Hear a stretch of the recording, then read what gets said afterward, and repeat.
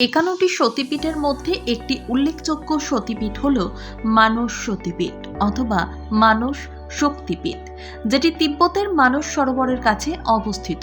পৌরাণিক কাহিনী অনুসারে জানা যায় যে এখানে সতীর ডান হাত পতিত হয়েছিল।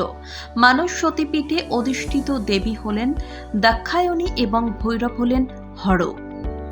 বিভিন্ন মত অনুসারে মানস সতীপীঠের ভৈরবের নাম অমর। মানস সতীপীঠের মাহাত্ম্যের সবচেয়ে বড় কারণ পার্শ্ববর্তী মানস সরোবর।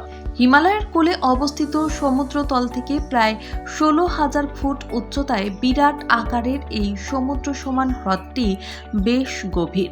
এছাড়াও এই হ্রদের সঙ্গে জড়িয়ে রয়েছে অনেক পৌরাণিক কাহিনী। এছাড়া হিন্দুরা মনে করেন যে এই কৈলাস পর্বতে মহাদেব শিবের বাসস্থান রয়েছে।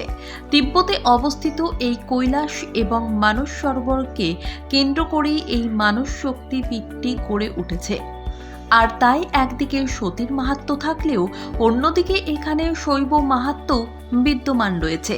প্রতিটি তীর্থস্থান মানুষকে ধন্য করে, আর সেই রকমভাবে মানস শক্তিপীঠের সঙ্গে ওতপ্রোতভাবে জড়িয়ে রয়েছে মানস সরোবরের সৃষ্টিতত্ত্ব। মানস সরোবর কিভাবে সৃষ্টি হলো? এর উত্তরে জানা যায় যে স্কন্দ পুরাণে কথিত আছে যে ব্রহ্মার মন থেকে সৃষ্টি হয়েছিল একটি বিশাল হ্রদের কথা। তিনি ভেবেছিলেন এমন একটি সরোবর যে সরোবরে স্নান করলে রজ তম গুণ থেকে সাত্ত্বিক গুণে অধিষ্ঠিত হওয়া যায়। আর তাই হিমালয়ের উপরে 30 যোজন পরিধি বিশিষ্ট বিশাল এই হ্রদটি তৈরি করেছিলেন তিনি। ব্রহ্মা মানসজাত বলে এই হ্রদের নাম হলো মানস সরোবর। এছাড়াও হিমালয়ের বুকে প্রায় 22,000 ফুট উঁচু কৈলাস পর্বতের কাছে এই মানস সরোবরের পবিত্র কুণ্ডকেই সতীপীঠ হিসেবে মনে করা হয়। হিন্দুদের বিশ্বাস অনুসারে এই কৈলাস পর্বত শিবের বাসস্থান। আবার জৈনদের মত অনুসারে আদিনাথ ঋষভদেব এই পর্বতই সাধনা করে সিদ্ধি লাভ করেছিলেন। এই মানস সরোবরের সতীপীঠের মাহাত্ম্য এতটাই যে অনেকে রাত্রে কৈলাস পর্বতের উপরে দুটো আলোক ছটা দেখতে পান, যাকে দৈব আলোক জ্যোতিও বলা হয়। সেই আলোক ছটা পরস্পরের অনুগামী। মানুষের বিশ্বাস অনুসারে এই আলোক ছটাই আসলে শিব এবং পার্বতীর প্রতিরূপ।